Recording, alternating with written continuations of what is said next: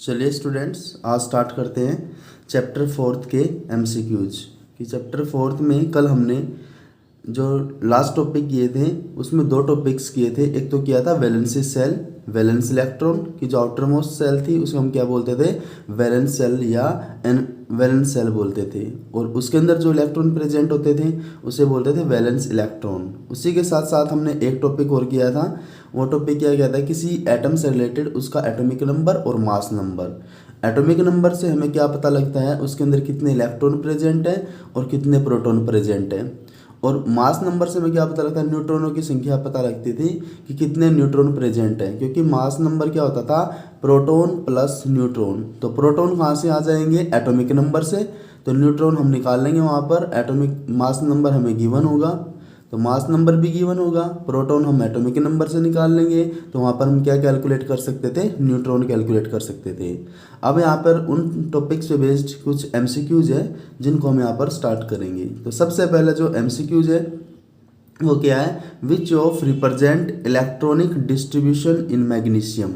कि जो मैग्नीशियम होता है उसमें जो इलेक्ट्रॉन का डिस्ट्रीब्यूशन कैसे होता है, कि उसमें जो उनका अरेंजमेंट है, उनका डिस्ट्रीब्यूशन है किस टाइप से कर रखा है। तो सबसे पहले हमने बताया था कि किसी भी एनर्जी सेल या ऑर्बिट के अंदर इलेक्ट्रॉन कैलकुलेट करने के लिए एक फॉर्मूला था 2n²। तो उसके अकॉर्डिंग क्या था, फर्स्ट सेल में 2 इलेक्ट्रॉन आ सकते हैं, सेकंड में कितने आ सकते हैं, 8 आ सकते हैं, थर्ड में कितने आ सकते हैं, 18 आ सकते हैं। ऐसे ही यहाँ पर मैग्नीशियम है। सबसे पहले मैग्नीशियम का एटॉमिक नंबर पता होना चाहिए हमें, कि जो मैग्नीशियम होता है उसका एटॉमिक नंबर कितना होता है, 12 होता है। तो एटॉमिक नंबर होता है इसका 12।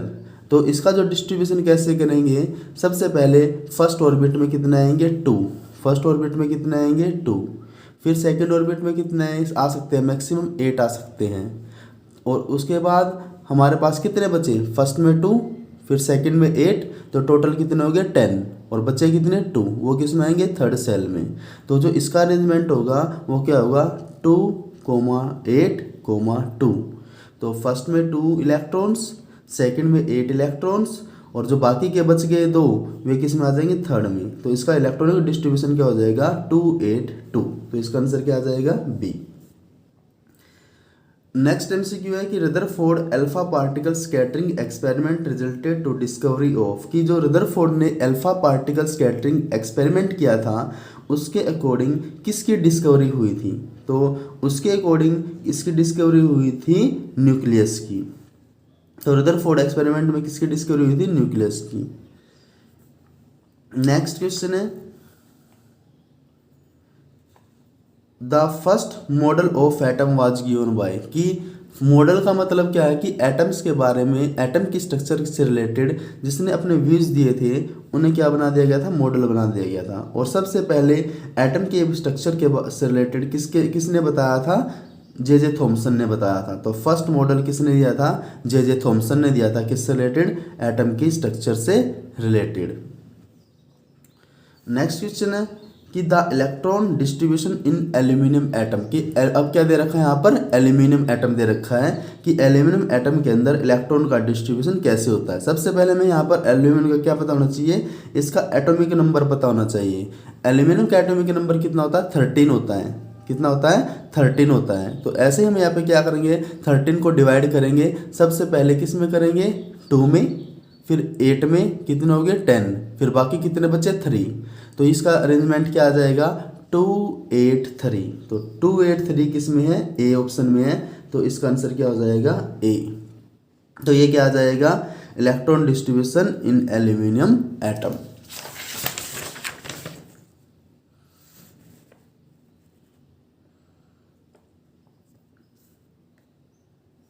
नेक्स्ट क्वेश्चन है कि what is the number of electron in valence shell of carbon. कि कार्बन की वैलेंस सेल में कितने इलेक्ट्रॉन प्रेजेंट होते हैं। तो सबसे पहले हमें कार्बन का यहाँ पर भी एटॉमिक नंबर पता होना चाहिए कि कार्बन का एटॉमिक नंबर कितना होता है। तो कार्बन का एटॉमिक नंबर 6 होता है। अगर यहाँ पर दो क्वेश्चन हो सकते हैं कि कार्बन का एटॉमिक नंबर 6 है तो उसके अंदर टोटल इलेक्ट्रॉन कितने हैं। तो टोटल इलेक्ट्रॉन कितने यहाँ पर 6 है। लेकिन यहाँ पर क्या पूछा गया कि वैलेंस सेल के इलेक्ट्रॉन कितने हैं। तो वैलेंस सेल मैंने बताया था कि जो आउटर मोस्ट सेल होती है उसे बोलते हैं वैलेंस सेल। तो यहाँ पर कितने होंगे, सबसे पहले सेल में कितने आएंगे, 2 आएंगे। फर्स्ट सेल में कितने आएंगे, 2। अब कितने बचे हैं, टोटल 6 थे, तो फर्स्ट सेल में तो 2 आ गए। अब सेकंड सेल में कितने आएंगे, 4 आएंगे।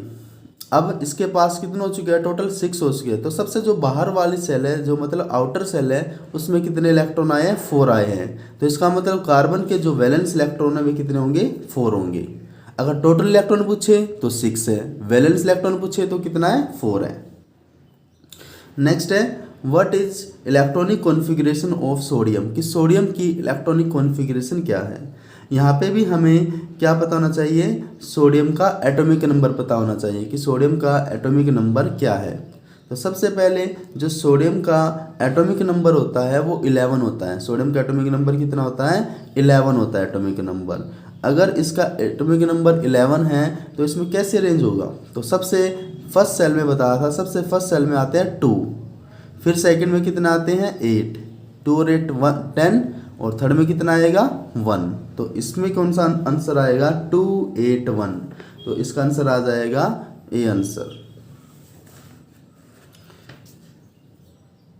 नेक्स्ट क्वेश्चन है कि number of electrons present in fluorine, किसका सिंबल है, फ्लोरीन का, उसके ऊपर क्या लगा हुआ, -1 लगा हुआ इज, कि फ्लोरीन के अंदर कितने नंबर ऑफ इलेक्ट्रॉन प्रेजेंट होते हैं। सबसे पहले यहाँ पर हमें क्या पता होना चाहिए, फ्लोरीन का एटॉमिक नंबर पता होना चाहिए। फ्लोरीन का जो एटॉमिक नंबर होता है वो कितना होता है, 9 होता है। फ्लोरीन का एटॉमिक नंबर होता है कितना, 9। अगर यहाँ पर -1 नहीं होता तो फ्लोरीन का एटॉमिक नंबर 9 है और इलेक्ट्रॉन भी कितने हो जाते हैं, 9 हो जाते हैं। लेकिन यहाँ पर क्या दे रखा है, फ्लोरीन के ऊपर -1 दे रखा है। इसका मतलब क्या है, फ्लोरीन ने 1 इलेक्ट्रॉन गेन कर रखा है। तो जिस पे भी माइनस चार्ज आएगा, अगर उस पर -1 चार्ज है तो उसने 1 इलेक्ट्रॉन गेन कर रखा है। अगर उसके ऊपर -2 चार्ज है तो इसका मतलब उसने 2 इलेक्ट्रॉन गेन कर रखे हैं।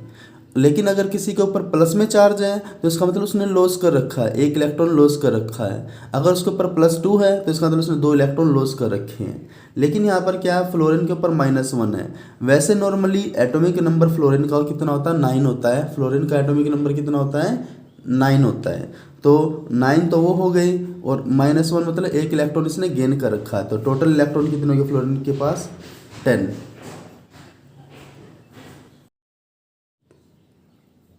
नेक्स्ट क्वेश्चन है isotope of an element have, कि किसी एलिमेंट के आइसोटोप्स, आइसोटोप क्या होते हैं, जिनका एटॉमिक नंबर सेम होगा और मास नंबर क्या होगा, डिफरेंट होगा।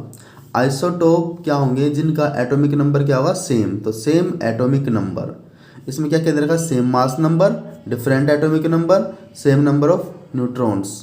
तो आइसोटोप्स क्या है, जिनका एटॉमिक नंबर सेम होगा। तो यहाँ पे याद रख सकते हैं कि इस आइसोटोप में क्या है, टी है, एटॉमिक नंबर में भी क्या टी है। तो जिसमें टी आएगा इसका मतलब क्या है, उसका एटॉमिक नंबर क्या है, सेम है। आइसोटोप में टी, एटॉमिक नंबर में टी।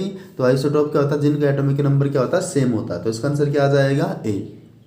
नेक्स्ट है आइसोबार्स है, कि आइसोबार क्या होते हैं। आइसोबार जिनका मास नंबर क्या होता है, सेम होता है, बट एटॉमिक नंबर क्या होता है, डिफरेंट होता है। तो उसे हम बोलते हैं आइसोबार्स। तो यहाँ पर क्या आ जाएगा, सेम मास नंबर, की मास आइसोबार के होते हैं जिनका मास नंबर क्या होता है, सेम होता है। नेक्स्ट है mass of an electron is, कि इलेक्ट्रॉन का मास कितना होता है। कि इलेक्ट्रॉन का जो मास होता है वो कितना होता है, 9.1 × 10⁻⁻28 ग्राम। तो 9.1 × 10⁻⁻28 ग्राम होता है। अगर किलोग्राम में दे रखा हो तो 9.1 × 10⁻31 किलोग्राम हो जाएगा।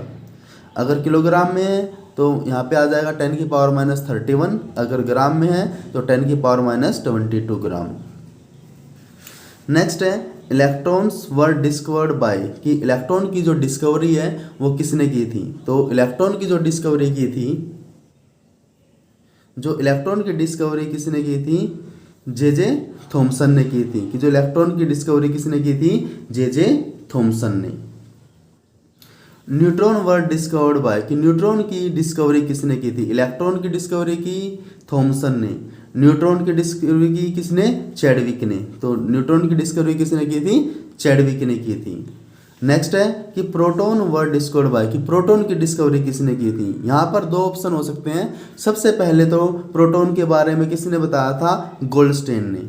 उसके बाद प्रोटॉन के बारे में किसने बताया था? रदरफोर्ड ने। तो इसमें से अगर दोनों ऑप्शन में गिवन है गोल्डस्टेन और रदरफोर्ड तो उसका आंसर होगा गोल्डस्टेन। लेकिन ऑप्शन में अगर रदरफोर्ड गिवन है, ए गोल्डस्टेन नहीं है, तो उसका आंसर क्या होगा? रदरफोर्ड। तो इसके आंसर दो हो सकते हैं।